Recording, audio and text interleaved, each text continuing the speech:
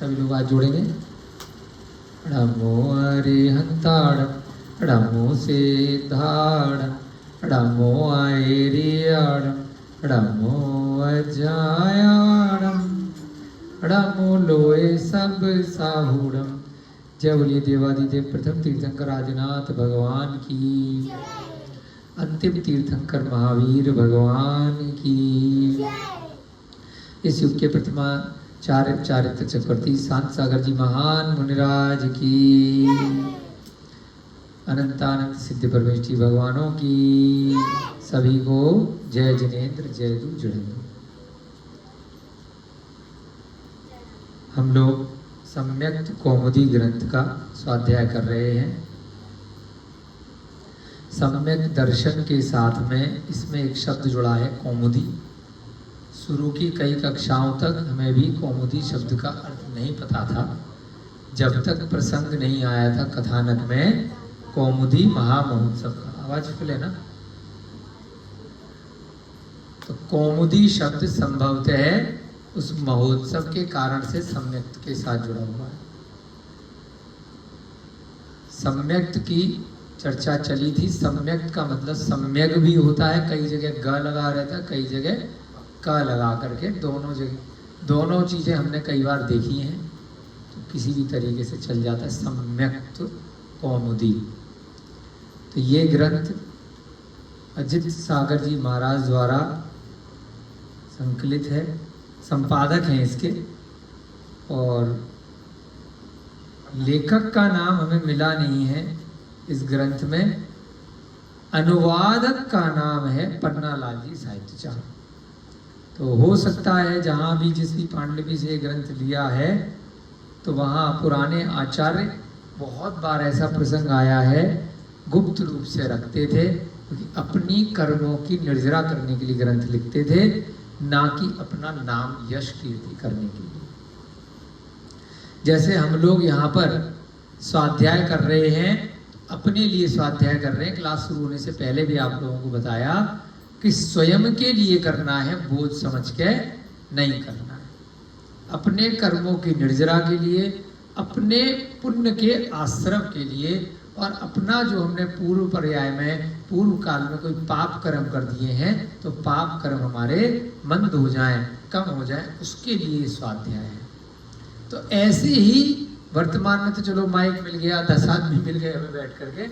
अगर हम कहीं पहाड़ पे बैठे होते, जंगल में बैठे होते, कहीं एकांत में होते, तब हम स्वाध्याय कैसे करें? ना माइक है, ना बिजली है, ना आदमी है, तो कैसे करते हैं बताओ? ना कोई ग्रंथ मिले, भाई एक आधा ग्रंथ था वो पढ़ चुके। फिर ध्यान अलग है, स्वाध्याय तो पढ़ना है। ध्यान तो है कि आत्मा में बस सामयिक करा, ध्यान लगाया।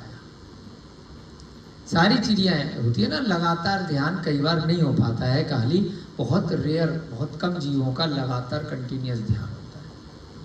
48 मिनट अगर सच्चा ध्यान लग गया तो केवल ज्ञान होता है। उस ध्यान तक पहुंचने के लिए और भी बहुत सारे गुणों का पालन करना पड़ता है। अगर श्रावक है तो उसे सट आवश्यक भी करने पड़ेंगे, जिसमें तप भी है, व्रत भी है, उपवास भी है, पूजन भी है, अभिषेक भी है, स्वाध्याय भी है, आहार दान देना भी है, बहुत सारी चीजें उसके आवश्यकों में, उसके नित्य क्रियाकलापों में आती हैं। तो जो पूर्वाचार्य होते हैं, जो सच्चे साधु होते हैं, जो निर्गंत तपस्वी होते हैं, या अच्छे श्रावक भी होते हैं जो उस मार्ग पे होते हैं, जैसे छेड़ाला ग्रंथ के रचयिता पंडित दौलत राम कोई साधु नहीं थे, पंडित जी थे। ऐसे ये साहित्याचार पन्नालाल जी, ऐसे बहुत सारे ग्रस्त जीवन के भी बहुत सारे ऐसे लोग हैं। अगर हम पहाड़ पे होते तो कैसे स्वाध्याय करते? लेखन कार्य के द्वारा। तो जो स्वाध्याय सच्चे निर्गंत साधु या सच्चे मोक्ष मार्ग पर जाने वाले लोग हैं, जब वे स्वाध्याय करते हैं तो अपने समय का सदुपयोग करते हैं। उसको क्या कहा जाता है? प्रशस्त मार्ग है और एक है अप्रशस्त मार्ग। है ना। एक होता है शुद्धोपयोग, एक होता है सदुपयोग। जो आपने ध्यान शब्द बोला उसे बोलते हैं शुद्धोपयोग, वो बिल्कुल शुद्ध आत्मा में लीन हो गया। और एक है शुद्धोपयोग से जाने से पहले की श्रेणी, वो है सदुपयोग। और एक है अशुद्ध, बिल्कुल ही अप्रशस्त मार्ग, जहां पर बुरे विचार आ रहे हैं, बुरे उपन्यास बैठ करके पढ़ रहा है ना। फिल्मी दुनिया के गाने सुन रहा है, फिल्में देख रहा है ना। राग और द्वेष से सहित जो चरित्र हैं उनको पढ़ रहा है, उनको पढ़ा रहा है, उनका चिंतन कर रहा है। जहां पर संसार मार्ग से संबंधित जो क्रियाकलाप हैं, स्त्री पुरुष की वार्ता है या अन्य धनोपार्जन की कलाएं हैं, वे सब क्या है? संसारी मार्ग है। युद्ध करना, जो बाकी अन्य विषय जितने भी हो गए, जो मोक्ष मार्ग से अतिरिक्त, जो उसके अन्यथा जितने भी क्रियाकलाप हैं, जो चतुर्गतियों में आपको कहीं ना कहीं ले जाए, वो सब अशुद्ध है। आपको लगेगा कि सब बढ़िया है, इससे पैसे आ रहे हैं, इससे मकान बना रहे हैं, इससे बच्चों को पाल रहे हैं, इससे रोजगार मिल रहा है, धनोपार्जन हो रहा है, सब संसार के लिए हो रहा है। भोजन की भी व्यवस्था हो रही है, काम की व्यवस्था हो रही है, कपड़े की व्यवस्था हो रही है ना। तो जो जैसे परिवार के लिए शादी ब्याह में जा रहे हैं, बच्चों की जन्मदिन कर रहे हैं, बच्चे पैदा हो रहे हैं, मर रहे हैं, जितना भी संसार में क्रियाकलाप हो रहा है वह मोक्ष मार्ग नहीं है। बाकी के जितने बची कुची चीजें रह गई 1-आधा%, जो जिनेन्द्र भगवान का बताया हुआ मार्ग है, जो समूह शरण में बताया है, वहां पर कोई भी दूसरा मार्ग नहीं बता रहे। उसी समूह शरण में जो चीजें बताई, उन्हीं को आचार्यों ने ग्रंथों में लिया। और जो अच्छे साधु हैं, उन्होंने बहुत साधु ऐसे आपको मिलेंगे जिन्होंने ओरिजिनल ग्रंथ जिन्होंने लिखे, उन्होंने अपना नाम भी नहीं लिखा, क्योंकि उन्हें जरूरत ही नहीं थी। और जिन्होंने नाम लिख भी दिया तो आप उन्हें जानते ही नहीं, चाहे कुंद आचार्य, उमा स्वामी आचार्य, है ना, मांगतुंग आचार्य, ना किसी ने देखा, ना उनकी कोई फोटो, ना उनका कोई कहीं कोई मूर्ति, तो बस नाम लिख दिया। और कई जगह ऐसा भी आया है, कुंद आचार्य का नाम कुंद था कि कुछ और था, पता ही नहीं है। कोई कहता है कुंड उनके गांव का नाम था, कोई कुछ नाम बताता है, कोई कुछ नाम बताता है। ऐसे ही उमा स्वामी का नाम नहीं पता, कोई कहता उमा स्वामी है, कोई कहता उमा स्वाति है, कोई कहता है घृत पित्ताचार्य था, कोई कुछ बोल रहा है। जैसे भाई कोई भाव है, ऐसे ही 24 तीर्थंकर है। नाम भले ही है, लेकिन किसी भी नाम से बुला लो। ऐसे ही अनंत सिद्ध है, उनका कोई नाम नहीं है। तो जो बिना नाम के काम होगा तो असली स्वाध्याय वही। यहां पर भी हमारा नाम कितने दिन है, मरने के बाद किसी को नहीं पता, पहले कुछ नाम, बाद में कुछ नाम। दीक्षा के बाद भी इसलिए आचार्य नाम बदल देते हैं ज्यादातर, कि जिससे नाम की वजह से भी कोई मान कषाय ना आ जाए। ये चिंतन आज ही आया क्योंकि हम देख रहे थे कि भाई इस ग्रंथ के ग्रंथाचार्य कौन है, इतना सुंदर ग्रंथ है, कहीं नाम ही नहीं है। तब हमारे चिंतन में आया कि क्यों नहीं है नाम, शायद ऐसा कोई कारण रहा होगा। कहीं नहीं, अभी तक तो नहीं आया, होता तो ऊपर लिख ही देते ना। भाई संपादक है अजित सागर जी महाराज और अनुवादक है पन्नालाल जी, जिन्होंने आदि पुराण इत्यादि बहुत सारे ग्रंथों का किया है। संस्कृत भाषा के बहुत महान अनुवादक रहे हैं। तो ये भी इसी प्रसंग से, जो भी हमारी कक्षा से पहले प्रसंग चल रहा था कि बोझ समझ के एक तो स्वाध्याय नहीं करना, और जब अकेले हो तो स्वाध्याय के लिए कैसे करना, लिखना शुरू कर देते हैं। कई आचार्यों ने जब कलम नहीं है, कागज नहीं है, तो कैसे लिखेंगे, कुछ भी, भोजपत्र भी नहीं, ताड़पत्र भी नहीं है, ताम्रपत्र भी नहीं है, तो कुछ भी कोई पैनी चीज ली, पहाड़ पे बैठे हैं, चट्टान पे बैठे हैं, तो वहीं पर खोदना धीरे धीरे करके शुरू कर दिया, घिसना शुरू कर दिया। घिस घिस करके ही पूरा की पूरा ग्रंथ श्रवणगेल गोला में लिख दिया। पूरा की पूरा ग्रंथ वहाँ पर एक क्षेत्रीय जैसा क्षेत्र है ना आपका, जहाँ पे पड़म सागर जी ने चतुर्मास किया था, पार्श्वनाथ भगवान की स्थली है राजस्थान में, कौन सी है, बिजौलिया। बिजौलिया में पूरा ग्रंथ लिख दिया चट्टान के ऊपर। कहीं दूसरी कॉपी नहीं है उसकी, ग्रंथ लिखा हुआ है ना। तो ये किसने लिखे, आचार्य लिखते हैं, ओरिजिनल ग्रंथ होते हैं। सारे याद भी हो जाते थे, याद हो नहीं जाते थे, उनकी जो स्मरण शक्ति थी बहुत अच्छी थी, जो पंचम काल में अवसर्पणी काल के प्रभाव से हम लोगों की कमी हो जाती है। हम लोग तो यही भूल जाते हैं कि 3 बजे की क्लास है और 3:30 तक वहाँ बैठे रहते हैं। तो एक दिन बाद ही हम लोग भूल जा रहे हैं। क्लास के अलावा भी बहुत सारी चीज़ें हम लोग प्रतिदिन की भूल जाते हैं। तो वो काल का प्रभाव है, एक तो अवसर्पणी काल का प्रभाव है, और बाकी अलग अलग जीवों की अलग अलग स्मरण शक्ति रहती है अपने पूर्व के जो उपार्जित कर्मों के कारण से। उसी कारण से यहाँ पर जो चोर है, जो वर्तमान में चोर जो वहाँ पर सुन रहा है, उसके पिताजी हैं, चोर के भी पिताजी हैं, और वर्तमान में जो कहानी सुना रहा है अरहत दास सेठ, उसके पिताजी के सामने की घटना है जिंदासी। वर्तमान में जो उदितोदय और उनका मंत्री वहां पर पेड़ पे बैठा है, उनके भी पिताजी के काल के समय की बात है। तो वहां पर भी उसी प्रकार से वो चोर बहुत ज्ञानी हो गया है, और वह भी जो ये आपने अभी आपको प्रसंग यहीं से लिख करके बताया कि उसने भी ये कहा कि मेरे जो पूर्व उपार्जित कर्म थे उसी का आज ये उदय आया है, फल आया है, सब्जी नहीं आई है। क्योंकि फल बहुत दिनों बाद देता है, सब्जी तुरंत आपको आज लगाई और 3 महीने बाद अधिकतम या अनाज आ जाता है।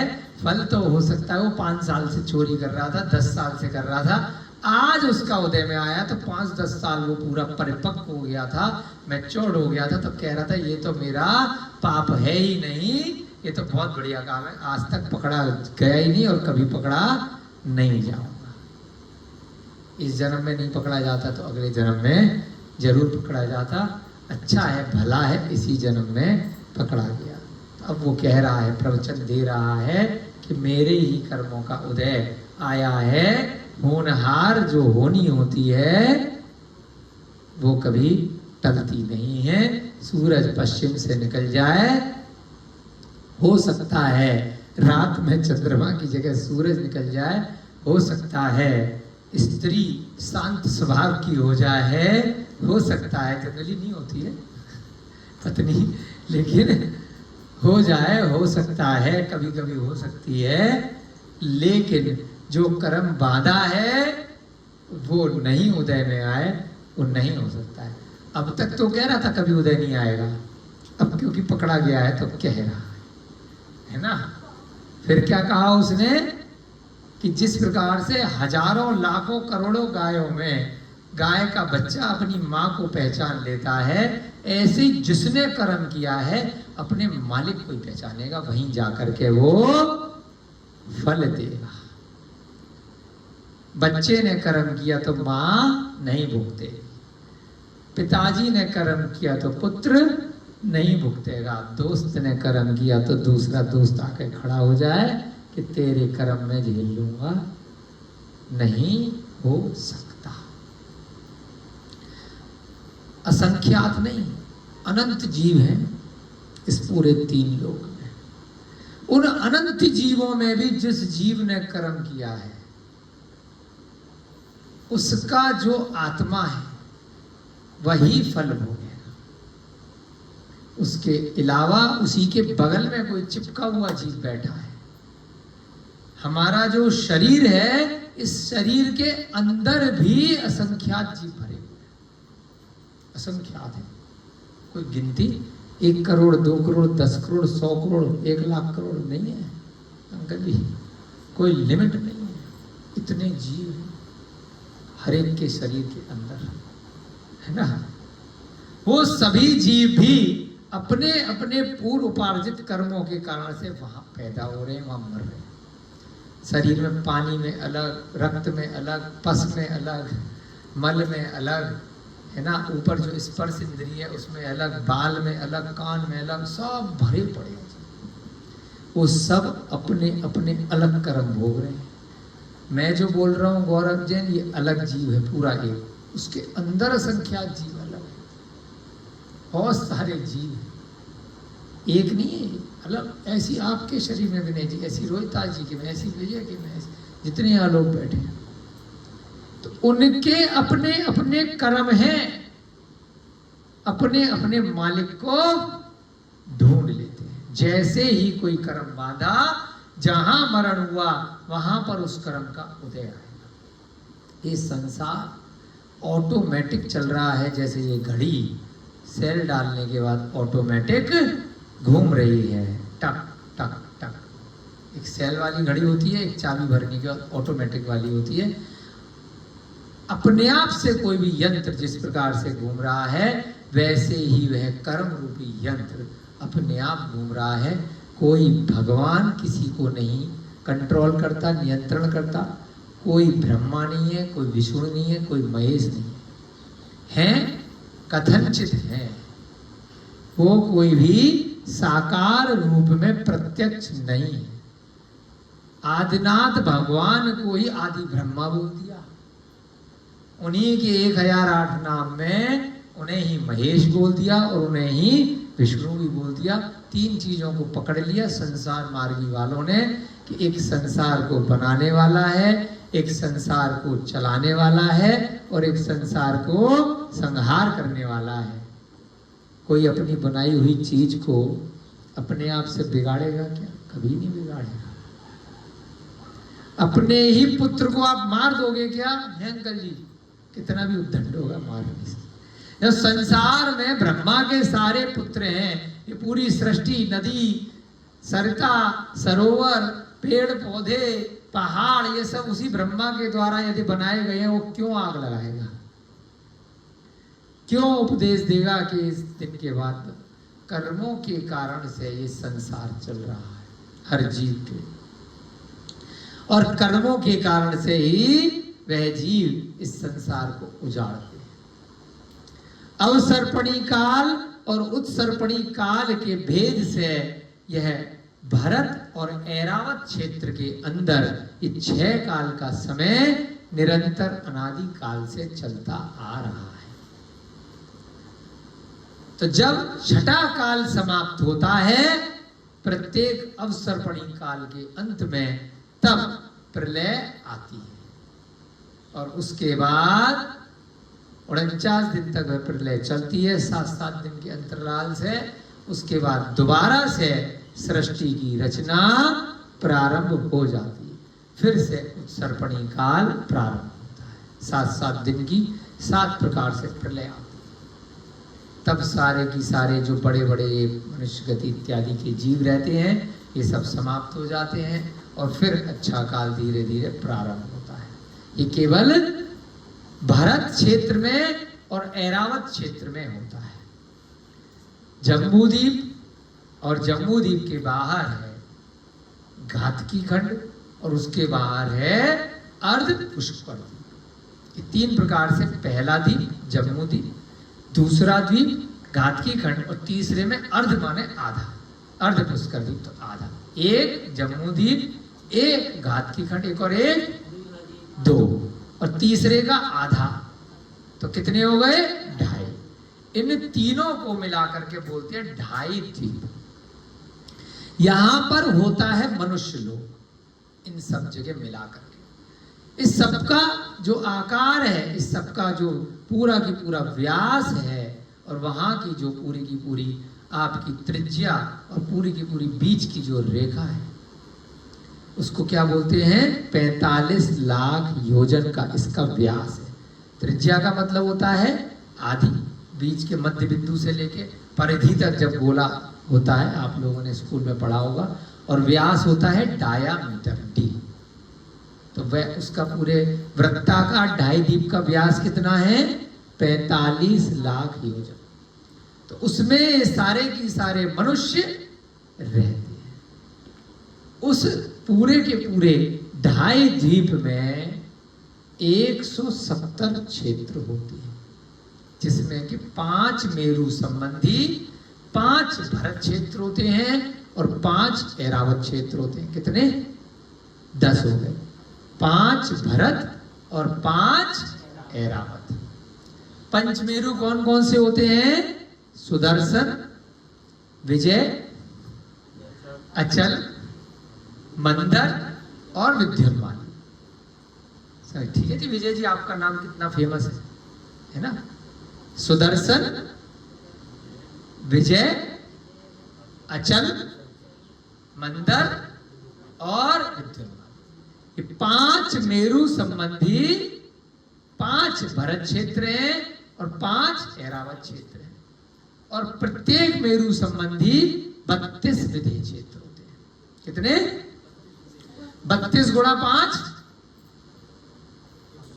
160, और 10 हो गए 5 भरत और 5 ऐरावत। कितने हो गए? 170। ये जो गड़बड़ घोटाला चल रहा है ना, जो अवसरपणी का और उत्सरपणी का, जो मेमोरी का मोरी है, ये सब जो पकड़ पकड़ के बिठाना पड़ रहा है, ये सब जो प्रॉब्लम वाले जगह हैं, वो 170 में से कौन सी है? मात्र 10। 170 में से केवल 10 जगह ऐसी हैं जहां पर अवसरपणी काल और उत्सर्पणी काल चलेगा, जहां पर ये पंचम काल, छठम काल और ये सब चक्करबाजी, परेशानियां, उम्र कम होना, हाइट कम होना, शक्ति कम होना, मेमोरी कम होना, खाने पीने की जुगाड़बाजी में पूरे दिन लगे रहना, और भगवान का समोसरण पंचम और छठम काल में नहीं लगना। अगर अपन विदेश क्षेत्र में बैठे होते तो हमारी जरूरत ही नहीं पड़ती है, कैमरे की जरूरत नहीं पड़ती, किसी की जरूरत नहीं पड़ती, न किताबों की जरूरत पड़ती। क्यों? साक्षात सीमंधर भगवान जैसे 20 तीर्थंकर तो अभी बैठे।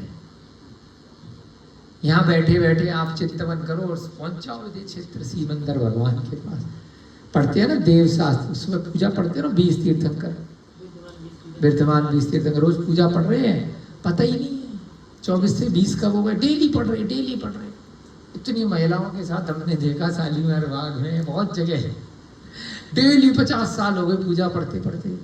ऐसे ही पूछ लिया कि 24 में से 20 कैसे रह गए अम्मा जी? पता नहीं, रोज अर्घ चढ़ा रहे हैं 1 घंटे तक, ध्यान ही नहीं दिया 20 कैसे हो गए। विद्यमान श्री 20 तीर्थंकर सिद्ध गुड़गांव है। आगे हाँ बताओ ना, ये लाइन पूरी करो। अरे विद्यमान श्री 20 तीर्थंकर, लाइन बोलो पूरी। सिद्ध प्रभु जी के गुड़गांव।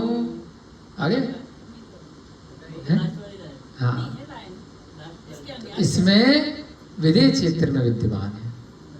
विद्यमान माने वर्तमान में है, अभी हैं, इसलिए उनकी पूजा कर रहे हैं, क्योंकि साक्षात अरिहंत हैं, अभी बैठे हैं, बहुत ज्यादा दूर भी नहीं बैठे, यही बैठे हैं, बगल में ही है विदेश क्षेत्र, बहुत ज्यादा दूर नहीं है। लेकिन हमें इसलिए दूर लग रहा, हमारे पास हवाई जहाज ऐसा डीजल पेट्रोल वाला नहीं है जो वहां जा सके, है ना। बीच में एक विजयार्थ पर्वत पड़ेगा, उसके बाद हिमवान पर्वत पड़ेगा, उसके बाद महाहिमवान पर्वत पड़ेगा, फिर नील पर्वत, फिर आ जाएगा, कोई दिक्कत थोड़ी है। लेकिन अपन अभी नहीं जा सकते। अगर हमारे पास ऐसी कोई अंजन सिद्ध जैसी विद्या होती, जितनी मेहनत उसने विद्या सिद्ध करने में करी, ऐसी हमारे पास कोई चारण रिद्धिधारी विद्या होती, या हम विद्याधर होते, हनुमान जी की तरह, रावण की तरह, सुग्रीव आदि इत्यादि की तरह, तो हम उड़ करके बहुत आराम से विदेश क्षेत्रों के पास में जो सुमेरु पर्वत इत्यादि हैं, पूरे 2.5 द्वीप में हम उड़ करके जा सकते हैं। तो इतनी मेहनत उस चोर ने उस विद्या के लिए करी, उससे अच्छा उतनी मेहनत वह सम्यक दर्शन के साथ कर लेता तो उसका जीवन सफल हो जाता। अब उसको बुद्धि पकड़े जाने के बाद आ रही है। अब वह जब सूली पे चढ़ा हुआ है, 3 दिन उसको हो गए। राजा ने सीधे फांसी पे लटका के बटन, आजकल होता है ना, कुर्सी पे बिठाया, बटन दबा दिया। करंट से भी मार देते हैं, फांसी से ही मार देते हैं, गोली से ही मार देते हैं। तो हमारे समझ में नहीं आता कि अगर दंड दिया तो इतना शॉर्टकट जैन धर्म के हिसाब से वो तो तुरंत कहीं पैदा हो जाएगा, है ना। तो इससे अच्छा तो भाई दंड नहीं देते हैं, उसको सुधरने के लिए समय देते। जेल में रख करके पब्लिक को वो दुखी नहीं करे, उसको किसी जेल में सुधार गृह में रखते, उसको कहीं ऐसी व्यवस्था में रखते जहां पर वो सुधरता। जैन दर्शन प्राणियों का दुश्मन नहीं है, जैन दर्शन अवगुणी का दुश्मन है, उसके गुणों का दुश्मन, अवगुणों का। गुण प्रधान धर्म है, भाव प्रधान धर्म है। वो जीव से हिंसा नहीं करता, जैन दर्शन दुर्गुणों से हिंसा करता है कि गुणों उत्पन्न करो, दुर्गुणों को समाप्त करो। अन्य दर्शन, अन्य देवियां क्या करती हैं कि जिसने तांडव मचाया है, जो राक्षस प्रवृत्ति का है, उसको मार दो।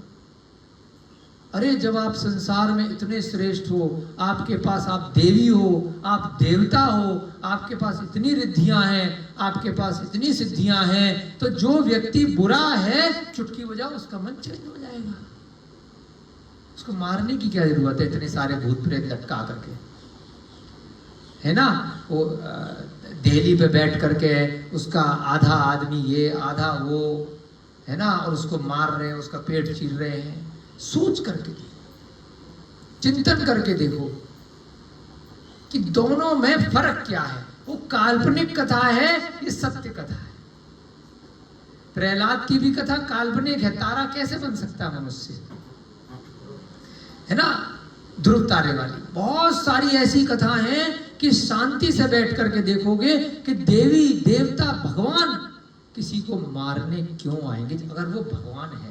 जब वो गृहस्थ जीवन में है, राम जब गृहस्थ जीवन में थे, इसलिए उन्हें रावण पे चढ़ाई करनी पड़ी। अगर वो अवतार लेकर के भगवान के स्वरूप में आएंगे तो उनके पास तो इतनी रिद्धियां हैं, उनको किसी को मारना नहीं पड़ेगा। उनके प्रभाव से वहां पर जो नेवला है और जो सांप है वो मित्र बन जाएगा, जो शेर है और जो गाय है वो मित्र बन जाएगी। किसका प्रभाव है? समव शरण का प्रभाव है। जो समव शरण में जो 11वीं, जो अंत वाली 12वीं जो सभा है, वहां पर जाति के दुश्मन जो बिल्कुल एक दूसरे को मारने के लिए आए हैं, मारते हुए भागते हुए आ रहे हैं पकड़ने के लिए, और जैसी समूह शरण की धरती में पहुंचते हैं दोनों गले मिलने लगते हैं, दोस्ती हो जाती है, भूल जाते हैं आपसी बैर। उसका इतना प्रभाव है, वो भगवान जादू नहीं कर रहे। पढ़ा होगा ना आपने कितने उदाहरण में, लड़ते हुए आए, मारते हुए आए, युद्ध स्थल से एक के पीछे एक, त्रिपृष्ठ का उदाहरण था भगवान महावीर, मारते हुए आ रहा है एक के पीछे, भाग रहे भाग रहे भाग रहे, गलती से समूह शरण में पहुंच के भूल गए भाई तेरे से मेरी दुश्मनी थी क्या। तो ये सत्य घटना है, इतना प्रभाव होता है, इतना औरा होता है। तो मन चेंज करने के लिए जादू टोना करना ही नहीं पड़ेगा।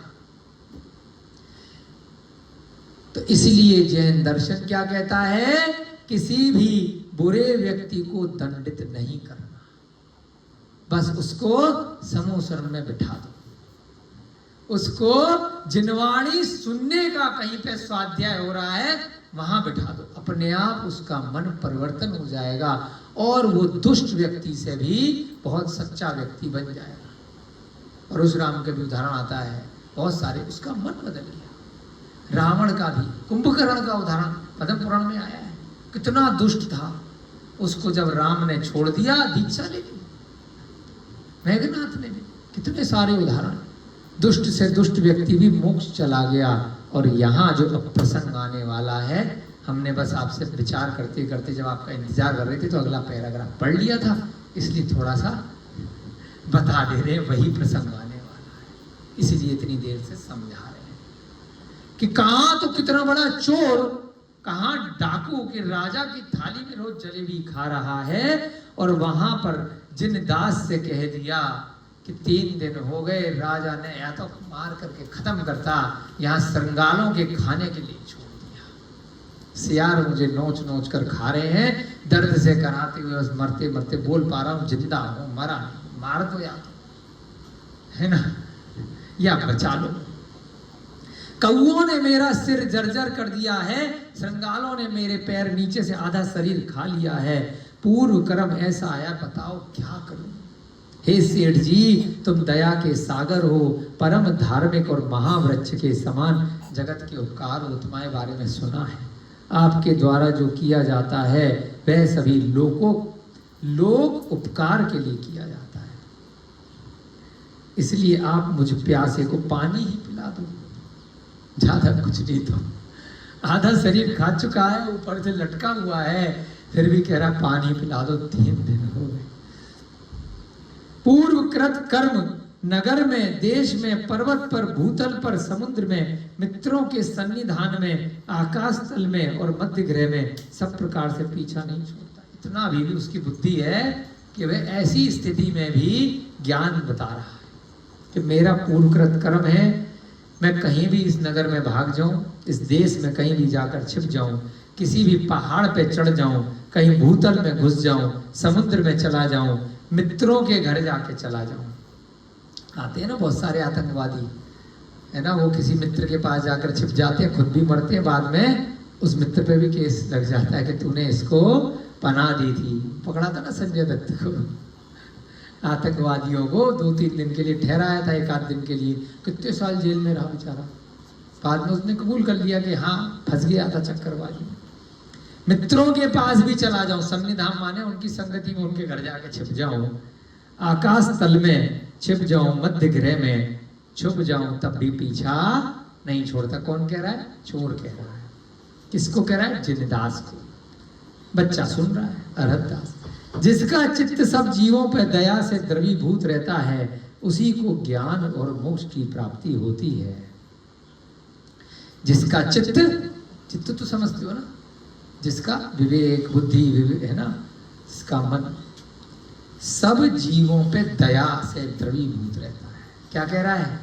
अरे भले ही मुझे राजा ने दंड दिया है, अब यहाँ देखने वाला कोई नहीं है, उस दिन आपको सजा मिलती जो बचाता मुझे। आप तो सब जीवों पे दया करने वाले हो, द्रवीभूत हो, है ना, दया आ जानी चाहिए। द्रव यानी कि अश्रु आ जाते हैं ना देख करके, करुणा आ जाती है, उसको बोलते हैं द्रवीभूत हो जाना। आपके बारे में सुना है जिनदास कि सभी जीवों को देख करके द्रवीभूत हो जाता है, दया करते हो। ऐसे ही व्यक्ति को जो ऐसा होता है, सब जीवों के प्रति दया करता है, उसी को ही ज्ञान प्राप्त होता है और उसी को ही मोक्ष प्राप्त होता है। अभी तक तो चोर था, 3 दिन में मोक्ष की बातें करने लग गया है। बहुत बड़ी कहानी है कि उसको समय दो जेल में डाल करके, पकड़ करके, तो सारा ज्ञान आ जाएगा, है ना। जटा रखने से, भस्म रमाने से और चीवर पहनने से क्या होता है? क्या कहा? मिथ्यात्व की बात बिना कहे कह दी कि केवल जटा रख ली बड़ी बड़ी दिखाने के लिए और भस्म लगा ली शरीर पे और गंगा नहाने चले गए, है ना, और पी क्या रहे हैं? चरस, गांजा, चिलम, कुछ भी खा रहे हैं, कुछ भी पहन रहे हैं, कुछ भी गलत कार्य कर रहे हैं, भांग खा रहे हैं, शराब पी रहे हैं, सब गलत कार्य कर रहे हैं। केवल दिखाने से साधु की वेशभूषा रख ली और चीवर पहन लिया। चीवर शायद वो खाल वाल पहनने को कहते हैं। चीवर क्या होता है? वो खाल नहीं पहन लेते, जानवरों की खाल पहन ली, ऐसा कुछ होता है। उससे कुछ नहीं होता। मोक्ष किससे होता है? दया करने से। दया सभी धर्मों का मूल है। दया धम्मो मूलो, सभी धर्मों का मूल दया है। जो शराब पी रहा है वो स्वयं भी दया नहीं कर रहा, जो भांग खा रहा है, जो हिंसा रूपी कार्य कर रहा है, जो मांसाहार का सेवन कर रहा है, जो सिगरेट बीड़ी पान तंबाकू खा रहा है, जो अभक्ष पदार्थों को खा रहा है, जो रात्रि में भोजन कर रहा है, जो शुद्ध प्रासुक जल से बनाए गए जीव हिंसा से रहित भोजन कर रहा है, जो पर स्त्री को देख करके मोहित नहीं हो रहा, जो शिकार नहीं खेल रहा, जो बहुत ज्यादा परिग्रह नहीं कर रहा, जो वैश्यागमन नहीं कर रहा, वही सच्चा साधु है। बाकी वेशभूषा से कोई साधु नहीं है। जो टीवी पे आ रहा है, प्रवचन बहुत अच्छे दे रहा है, ज्ञान के विचार बहुत अच्छे हैं, लेकिन चरित्र अच्छा नहीं है, तो वो साधु नहीं है। वो केवल एक विचारक है, वो विद्वान है, वो एक नेता है, वो एक संसार मार्ग में एक आपसे श्रेष्ठ व्यक्ति हो सकता है, परंतु वह मोक्ष मार्ग का जो 5 पदों में सर्व साधु आया है। बहुत लोग कंफ्यूज हो जाते हैं कि 5वां पद रमो लोए सर्व साधुडम। बहुत लोग कंफ्यूज है, हम भी थे कि संसार में जितने भी साधु हैं सबको नमस्कार किया गया। नहीं, केवल जो भावलिंगी निर्ग्रंथ साधु हैं, जो मोक्ष मार्ग पर हैं, उनका कुछ भी नाम हो, कहीं पर भी रहते हो, उनको नमस्कार किया गया, ना कि सब खाने पीने वाले मिथ्यादर्शी साधुओं को नमस्कार नहीं किया गया है। वे सभी कहाँ जाएंगे? वे सभी व्यंतर भवनवासी या ज्योतिष की पर्याय में जा सकते हैं, अन्यथा वे सभी भी त्रियंच गति में जाएंगे, क्योंकि गलत कार्य कर रहे हैं, संसार को धोखा दे रहे हैं और अपने लिए रुपया पैसा अपने मठ बना रहे हैं और मायाचारी कर रहे हैं। प्रवचन कुछ दे रहे हैं, चरित्र माइक बंद होने के बाद, टीवी का कैमरा बंद होने के बाद चरित्र पर्दे के पीछे कुछ और है, तो वो सब कहां जाएंगे? वह सब त्रियंच गति में जाने की तैयारी कर रहे हैं। या फिर अगर थोड़ा बहुत अल्प परिग्रह कर लिया है, कुछ नागा साधु टाइप के बन गए हैं, तो कुमानुष द्वीप जाएंगे। कुमानुष द्वीप में आधा आदमी आधा जानवर भरे पड़े, 48 लवण समुद्र में और 48 कालोदधी समुद्र में भरे पड़े, बहुत बड़े बड़े, कोई दिक्कत नहीं है, बहुत बड़ी बड़ी आयु है ना। जो भी लोग साधु बनने के बाद साधु की चर्या को छोड़ देंगे और शादी ब्याह रचाएंगे, लोगों की शादी करेंगे, साधु बनने के बाद स्त्रियों के चक्कर में पड़े रहेंगे और जान करके ऐसी महिला से आहार लेंगे जिसका समय चल रहा है, जो शुद्धि की अवस्था में नहीं है, और उसके बाद भी उनसे आहार ले लेंगे। और जो भी महिला इत्यादि है अशुद्धि में अगर साधु को आहार देगी तो वो भी कुमानुष द्वीप जाएगी और साधु। जो भी साधु बनने के बाद में जो रुपया पैसा इकट्ठा करेंगे, धन के लोलुपी रहेंगे, मायाचारी इत्यादि करेंगे और इन सब प्रपंचों में लगे रहेंगे, लोगों की शादी ब्याह कराएंगे, वो सब कहाँ जाएंगे? वो सब त्रियंच गति में या कुमानुष द्वीप में। हम नहीं कह रहे, तिलोपनिधि में लिखा है और बहुत सारे ग्रंथों में, तिलोकसार इत्यादि सभी ग्रंथों में इसका प्रसंग आया। तो यहां पर क्या बताया कि केवल दिखाने के जो साधु हैं वह सच्चे साधु नहीं हैं, बाकी लोग उसको अन्यथा लें, उनकी मर्जी नहीं लें, उनकी मर्जी किसी भी धर्म पर, किसी की भी मान्यता पर, किसी के भी दर्शन पर कोई नकारात्मक कमेंट नहीं कर रहे हैं। जो मोक्ष मार्ग है उसकी बात कर रहे हैं। अगर मोक्ष जाना है तो यहाँ उसकी बात हो रही है, जिसको अपनाना है वो उसकी बात हो रही है, जो उस मार्ग पर जाना चाहता है। अगर किसी को बुरा लग रहा है यहाँ पर या कैमरे पर, उससे हम करबद्ध क्षमा प्रार्थी हैं। हमने मन वचन काया से किसी की भी जो मान्यता है, किसी का भी जो मत है, उस पर कोई नकारात्मक कोई टिप्पणी नहीं करी है, तो उसको दिल पे मत लेना। बिल्कुल सीधी सच्ची बात है। अगर फिर भी दिल पे ले लिया है तो मिच्छामी दुक्कड़म, हमारे को आप क्षमा करें, है ना। आधी अधूरी बात न समझे, पूरा ग्रंथ का स्वाध्याय करें, अच्छे से समझें। बड़े वृक्ष दूसरों को छाया करते हैं और स्वयं घाम में खड़े रहते हैं। किसको बोल रहा है वो चोर? जिनदास को, जो बड़ा आदमी है। कहते हैं ना भड़प्पन है यार, क्यों शब्द बोल रहे तुम लोग? बोलते हैं कि आप बड़े हो बेटा। अगर आप उस लेवल पे गिरे, जैन व्यक्ति, क्षत्रिय व्यक्ति, वो नीचे वालों से बड़ा है, उनका उपकारी है। जो गरीब हैं, जो रोगी हैं, उनको उपकार करना है। अपन उनसे लड़ाई झगड़ा नहीं करेंगे। क्या कहा इन्होंने? जो बड़ा पेड़ है वो छोटे पेड़ को अपने नीचे आश्रय देता है। वे दूसरों के लिए फलते हैं, अपने लिए नहीं।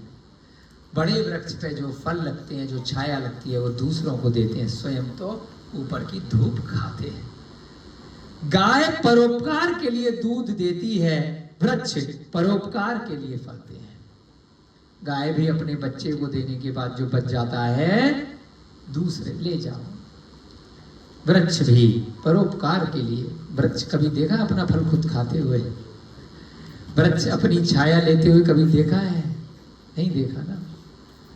नदियां परोपकार के लिए बहती हैं। नदी अपना पानी खुद पीती है क्या?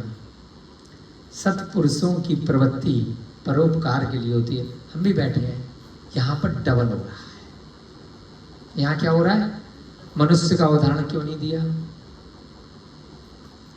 क्योंकि यहाँ पर हम परोपकार नहीं कर रहे हैं। यहाँ हम स्वयं का स्वाध्याय कर रहे हैं। जैसे वहां पर भी पहाड़ पे वो जो लिख रहे हैं ना, पहला उद्देश्य क्या है? स्वयं का। हम आपको सच्चाई बता रहे हैं, हम आपका उपकार नहीं कर रहे। हम अपने समय का सदुपयोग कर रहे हैं, हम अपना स्वाध्याय कर रहे हैं, अपने कर्मों की निर्जरा कर रहे हैं, अपने पुण्य का आश्रम कर रहे हैं, अपने पिछले जो पाप करके आए हैं उसके लिए कर रहे हैं। जैसे रोटी खाने से मेरा पेट भरेगा, मैं रोटी खाऊंगा, या विवेक का पेट भरेगा? मैंने बताओ। कोई भी काम आप दूसरे से करा सकते हैं संसार में।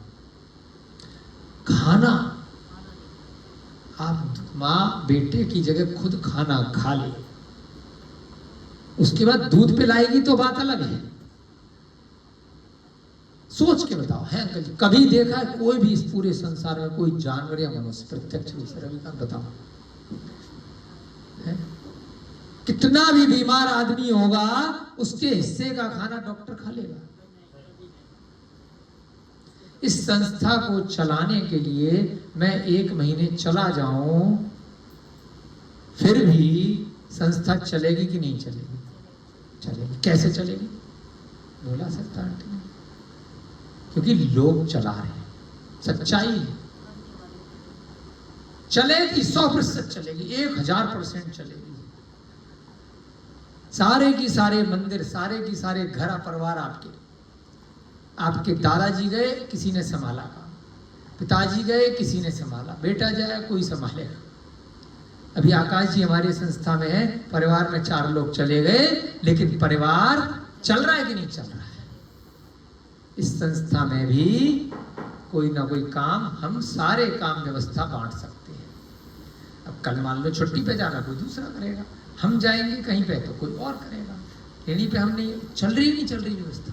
डॉक्टर साहब 1 साल की छुट्टी पे गए थे, काम चला नहीं चला, वैसा नहीं चलेगा, या तो और अच्छा चलेगा या थोड़ा कम अच्छा चलेगा, लेकिन रुकेगा क्या? लेकिन आप अगर खाना आपकी जगह कोई और खा ले तो चलेगा क्या? आपकी जगह मलमूत्र विसर्जन खाते आप रहो और निकाले कोई और, चलेगा क्या? बीमारी आपको है, दवाई कोई और ले ले, चलेगा क्या? तो स्वाध्याय। मेरे कर्म थे, उनकी पापों के लिए मुझे निर्जरा करनी है, मुझे पुण्य इकट्ठा करना है, तो पढ़ कोई और लेगा तो काम चल जाएगा क्या? जैसे आपका रोटी भोजन है, ऐसे ही आत्मा का भोजन क्या है अंकल जी? हाँ, आत्मा का भोजन है ये 3 रत्नत्रय, सम्यक दर्शन, सम्यक ज्ञान और सम्यक चारित्र। तो सम्यक ज्ञान स्वाध्याय से आएगा। मेरी जगह अगर कोई सुनेगा तो मुझे नहीं मिलेगा। अभिषेक पूजा मेरी जगह कोई और अगर करेगा तो व्यवस्था की दृष्टि से जब मैं वहां नहीं हूं, उस मंदिर की व्यवस्था नहीं हो पा रही है, तो कृत कारित अनुमोदना में तो मुझे पुण्य लग जाएगा, लेकिन जो मुझे अभिषेक करना है वो मुझे ही करना पड़ेगा, तभी मुझे पुण्य लगेगा। मैंने भूखे को भोजन करा दिया तो कृत कारित अनुमोदना में मुझे कुछ पुण्य लग जाएगा। आहार दान में मैंने किसी को अन्न उपलब्ध करवा दिया, मैं वहां पर नहीं हूं तो महाराज जी की व्यवस्था चली जाएगी, कृत कारित अनुमोदना में मुझे उसका कुछ भाग पुण्य लग जाएगा। लेकिन पूरा पुण्य कब लगेगा? जब मैं खुद ही उसमें आहार दान दे रहा, है ना। ऐसे ही ये जो स्वाध्याय है वो मुझे खुद करना पड़ेगा, समझ गए? इसलिए इस प्रसंग में बता रहे हैं कि आपको अपने कर्मों की निर्जरा के लिए बैठना है। किसी और को आपने ग्रंथ छपा के उपलब्ध करा दिया, आप एक बार बोलते हैं, अब 1000 कॉपी हो गई, तो कृत कारित अनुमोदना में आपको पुण्य लगेगा। परंतु वो ग्रंथ किस लिए उपलब्ध कराया था, किसने लिखा था? उसने अपने स्वयं के कर्मों की निर्जरा के लिए वह कार्य किया था। अगर उसने स्वयं का हित उसमें नहीं देखा है रविकांत जी, और सिर्फ परोपकार देखा है, तो संसार मार्ग है। जैन दर्शन क्या कहता है? पहले स्वयं का कल्याण करो और उस कल्याण में अपने आप दूसरे का कल्याण हो जाएगा, तो इसमें कोई बाधा नहीं है। केवल आप दूसरे को मोक्ष में भेजो धक्का मार करके और खुद संसार में रहो, तो आपसे ज्यादा मूर्ख कोई नहीं है। दूसरे को बोलो, बेटे को, कि बेटा तू भगवान बन जा और मैं भक्त बना रहूं, मैं यही चतुर्गतियों में घूमता रहूं, तो ऐसा नहीं। पहले आदिनाथ भगवान बने, फिर अपने 100 पुत्रों को दीक्षा दी।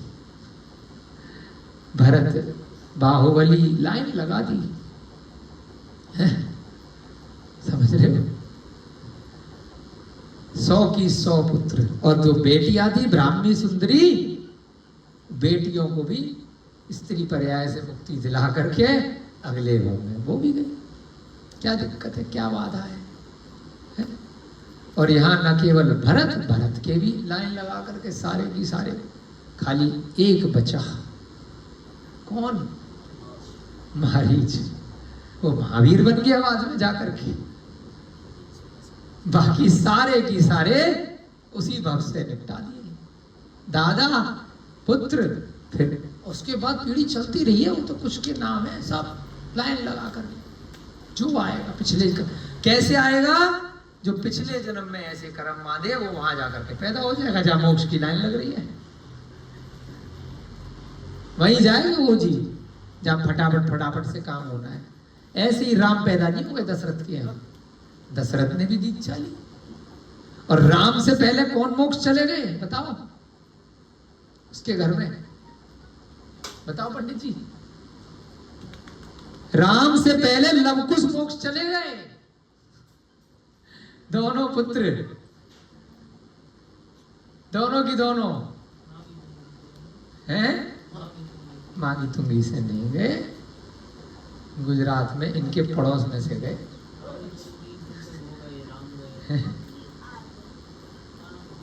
गुजरात से पालिताना के पास में ही क्षेत्र है, जहाँ से लव कुश मोक्ष गए हैं।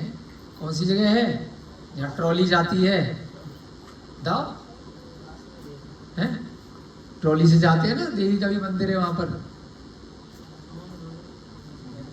कभी बता देंगे, याद नहीं आ रहा, राजगिरी गिरी करके है ना, गुजरात। लव कुश दोनों राम से भी पहले चले गए, तो इसलिए मोक्ष मार्ग में कहीं कोई बाधा नहीं है। हनुमान जी भी चले गए दीक्षा लेकर के, उनसे पहले सब लाइन लग गया। राम तो बिल्कुल लास्ट में गए, जब सब काम हो गए, अब भाई ठीक है, सब चले गए, अब हम जाएंगे, है ना। तो यहां पर भी ऐसे ही उदाहरण आया है कि स्वाध्याय पहले स्वयं के लिए करो, व्रत स्वयं के लिए करो, उपवास स्वयं के लिए करो। बहुत लोग बोलेंगे ये तुम्हारा काम नहीं, ये तो पंडित जी का काम है, ये तो टीचर का काम है। भाई वो भी करेंगे अपना काम, हम भी करेंगे, हम यहाँ क्यों बैठे हैं? परोपकार बाद में हो रहा है, स्व उपकार पहले हो रहा है। तो हम आपसे झूठ नहीं बोल रहे, हमें आपकी क्लास लगाने में थोड़ा सा प्रयोजन है कि भैया आप बैठे रहोगे तो हमारा मन लगा रहेगा कि सामने कोई बैठा है जिसका नाम ले लेकर के अपन कोई आई कांटेक्ट बना के बोल रहे हैं, कैमरे में तो कोई देख नहीं रहा, तो क्या बोलेंगे, है ना। दीवार में तत्वार सूत्र की क्लास लगाई थी तो हमारी धर्मपत्नी का बहुत बड़ा उपकार था। 6 महीने तक अकेली बैठ करके उन्होंने हमारी क्लास अटेंड करी और बिल्कुल टाइम पे आ जाती थी, 1 सेकंड भी ऊपर नहीं नीचे नहीं, 10 मिनट पहले ही, है ना। तो अभी थोड़ा सा व्यस्त है, कुछ पैकिंग वैकिंग कर रही है। पूरी 6 महीने एक क्लास नहीं छोड़ी उन्होंने, वही रिकॉर्डिंग करती थी, पूरी तत्वार सूत्र की क्लास भी डाली। तो उपकार है, एक भी व्यक्ति होता है तो 100 पर उपकार हो जाता है, बाद में रिकॉर्डिंग डल जाती है तो उससे परोपकार हो जाता है बहुत सारे लोगों का। तो यहाँ पर हाँ, टाइम मैनेजमेंट भी जरूरी है। और यहाँ पर ये जो प्रसंग आया उससे अपने को लिंक कर रहे हैं कि ऐसे ही जिस दिन जब आप स्वाध्याय करो या कराओ, तो ये बात ध्यान रखनी है कि पेमेंट लेकर के नहीं कराना है, उसमें परोपकार भी नहीं होगा, स्वोपकार भी नहीं होगा, वो धंधा है, वो बिजनेस है। डॉक्टर हो, अगर पेमेंट लेकर के उपकार किया है तो उपचार नहीं है, वो गुरु नहीं है, वह दान नहीं है, वो तो बिजनेस है।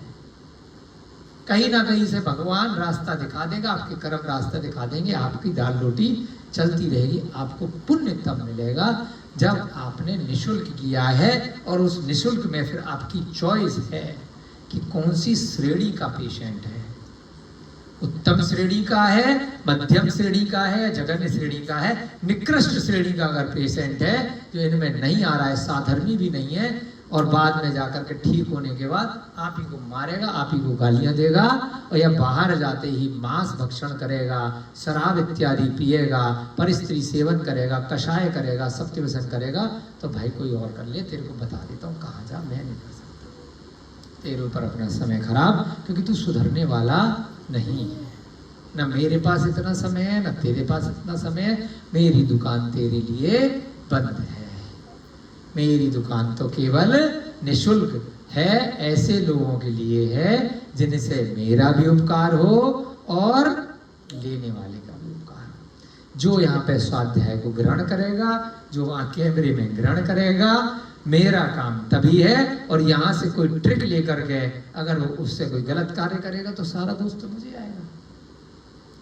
अगर मैंने कोई तरीका बता दिया, इसीलिए आप देखोगे इंटरनेट पे जैन धर्म के कोई भी मंत्र इत्यादि नहीं होते, एक से एक जबरदस्त मंत्र है। किसको मिलते हैं? केवल जो स्वाध्याय करता है वह अपने आप से उसको रिद्धियां हो जाती है, अपने आप से सिद्धियां हो जाती हैं, अपने आप से जातीय स्मरण हो जाता है, अपने आप से निमित्त ज्ञान हो जाता है, अपने आप से ही अवधि ज्ञान भी हो जाता है। लेकिन वो कभी भी रुपया पैसा दे करके दुकान नहीं चलाते कि आओ 1000 आदमी बैठ गए कैमरा लेकर के और मठ चल रहे हैं, मैं तेरे मन की बात पर्चे पे लिखूंगा। सब बिजनेस है।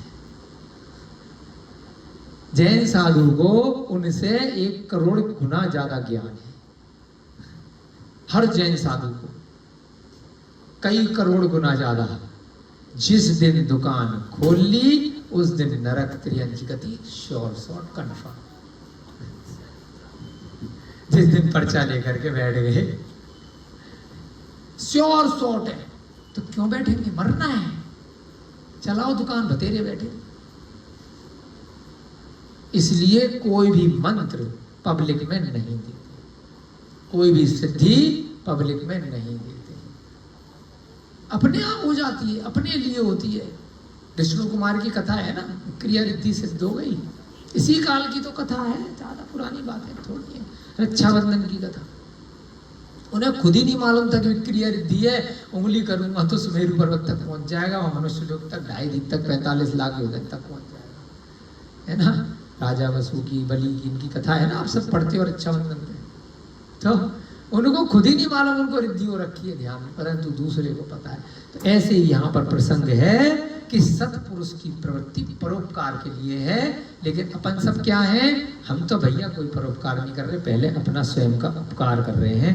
मात्र अपना पेट भरने में उद्यम करने वाले क्षुद्र मनुष्य हजारों हैं, परंतु परोपकार करना ही जिसका स्वार्थ है, ऐसा सज्जनों में अग्रसर एक विरला ही होता है। विरला माने बहुत रेयर। कौन?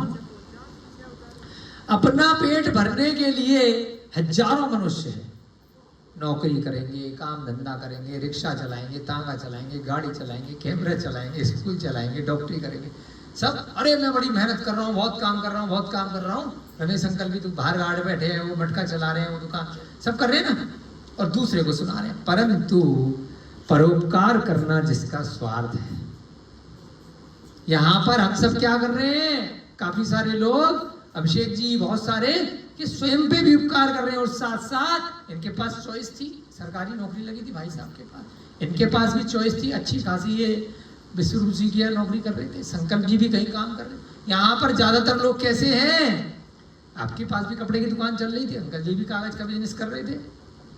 यहाँ पर एक यूनिक चीज है, हमारी भी दुकान चल रही थी सीए की, बढ़िया, कोई कमी नहीं थी, है ना। तो यहाँ एक संस्था में कैसे लोग हैं, कमाल, कि यहाँ पर वही व्यक्ति लंबी रेस का घोड़ा है जिसके पास दूसरी चॉइस होने के बाद भी वो यहाँ पर स्वयं का भी उपकार कर रहा है और परोपकार भी कर रहा है, दो काम एक साथ कर रहा है।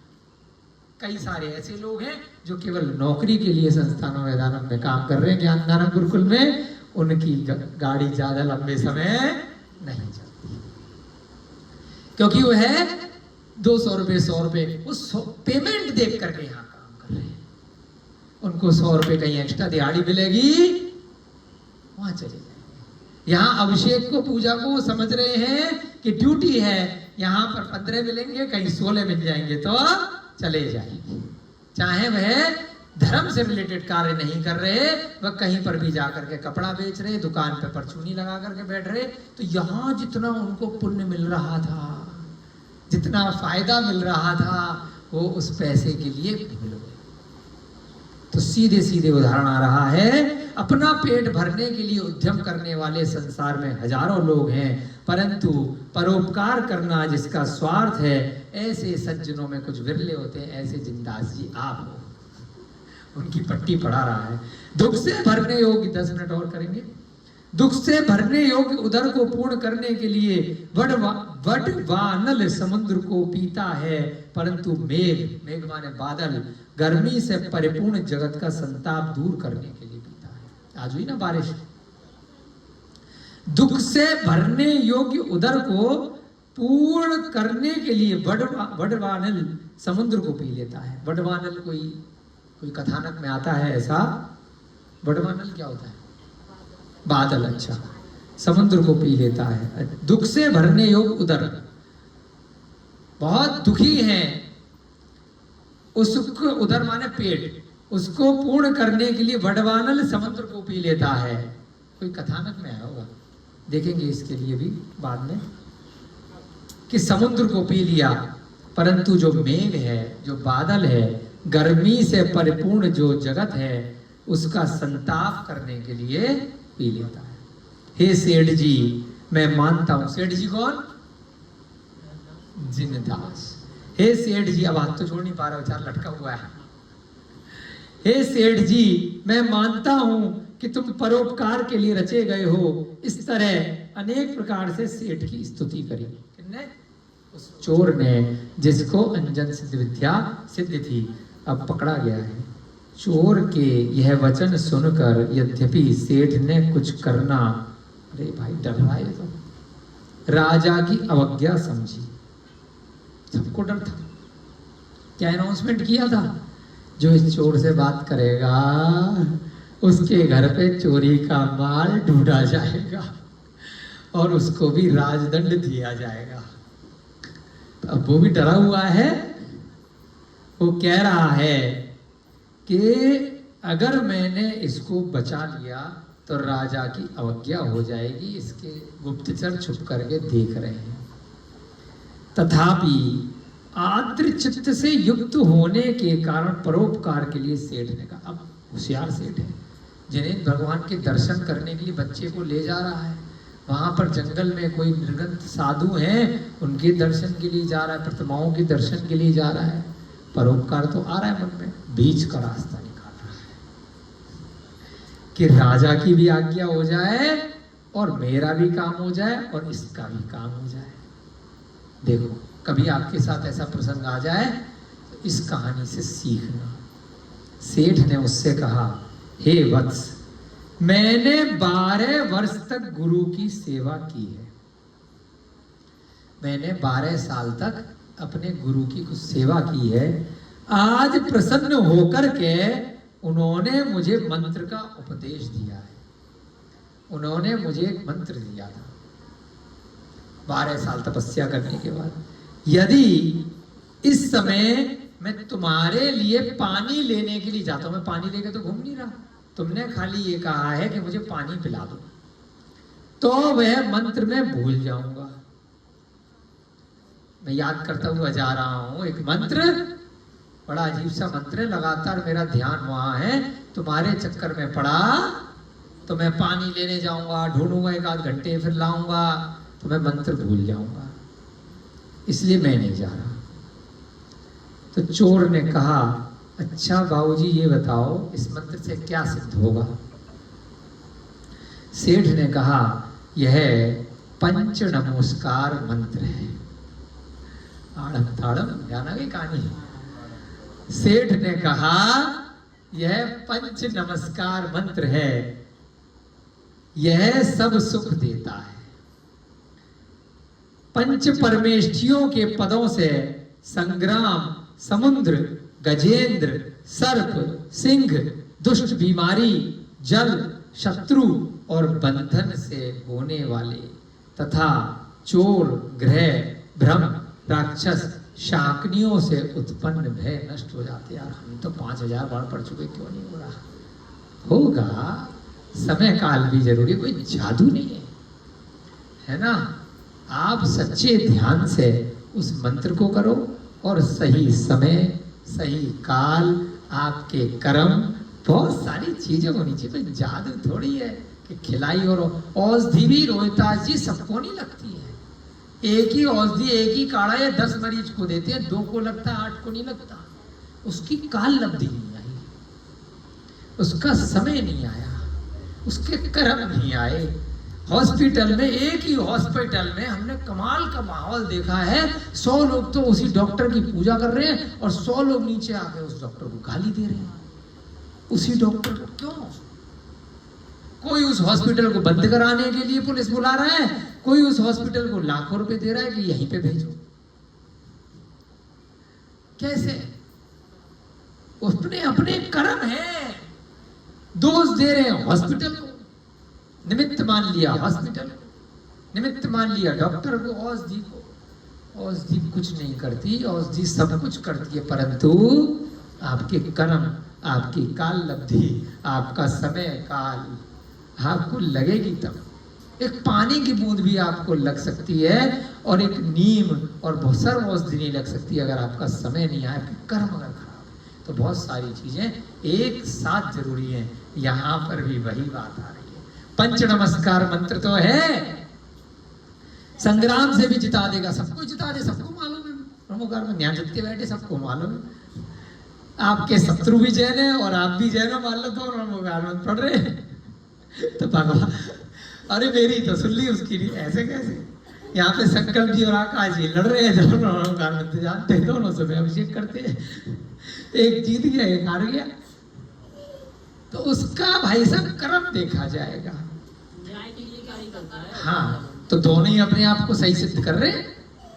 सर्प, सिंह, दुष्ट बीमारी, जल, शत्रु और बंधन, चोर से जो भय है, ग्रह से, भ्रम से, राक्षस से, साग्नियों से, भूत पिशाच राक्षस सब आ जाते हैं ना, आते है ना, भीतर चढ़ जाते हैं, आदमी को होश नहीं रहता, तो ब्रह्मोगार मन छुड़ाता है। जल्दी से पढ़ते हैं, इतना अच्छा प्रसंग चल रहा है, दर दर की बात हो गई ना, ये वाला पेज पूरा करते हैं। पंच नमस्कार मंत्र के अक्षरों से तन्मय व आराधना रूपी देवता देवों की संपत्ति का आकर्षण करती है, मुक्ति लक्ष्मी का वशीकरण करती है। क्या मिल जाता है अंत में जाकर के? मुक्ति लक्ष्मी कौन है? मोक्ष मिल जाता है। चतुर्गति संबंधी विपत्तियों का उच्चाटन करती है, यानी कि अब 4 गति के बाद पंचम गति मिल जाती है। पंचम गति कौन सी अभिषेक जी? सिद्धिशिला। अपने पापों के साथ द्वेष करती है, दुर्गति की ओर जाने वालों का स्तंभन करती है, उन्हें रोक दी है, मोह का सम्मोहन करती है। जो काम दुर्गति की ओर ले जा रहे हैं उसको रोक देती है, राग द्वेष समाप्त करती है। हजारों पाप करके और सैकड़ों जीवों का घात करके इस मंत्र की आराधना से त्रियंच भी कल्याण को प्राप्त हुए हैं। त्रियंच वो बता रहा है जिंदास कि इस मंत्र के उच्चारण से त्रियंचों का भी कल्याण हो जाता है। तो बस ये लाइन कह करके इस कक्षा का समापन करते हैं। अब चोर ने कहा, हाथ तो नहीं जोड़ पाए, हम जोड़ रहे हैं क्योंकि वो तो बधा हुआ है। चोर ने कहा लटके लटके कि जब तक आप पानी लेकर के आते हो, भाई पानी दे दे बस, तब तक मुझे ये मंत्र बता दो, मैं इसका उच्चारण करता रहूंगा। इसलिए मुझे इस मंत्र को बता करके आप शीघ्र ही मेरे लिए पानी लेने चले जाओ।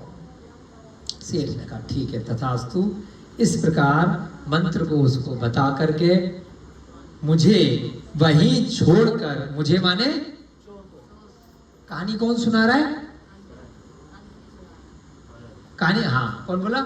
ताली बजाओ, चलो जी जाग रहे हैं कम से कम, है ना? थोड़ा याद रखो, मुझे का मतलब गौरव जैन नहीं है। कहानी कौन सुना रहा है? अरहतदास सेठ। किसको सुना रहा है? पत्नियों को सुना रहा है। तो क्या बोला कि मुझे वहीं छोड़ करके सेठ जी मेरे पिताजी पानी लेने चले। ठीक है ना?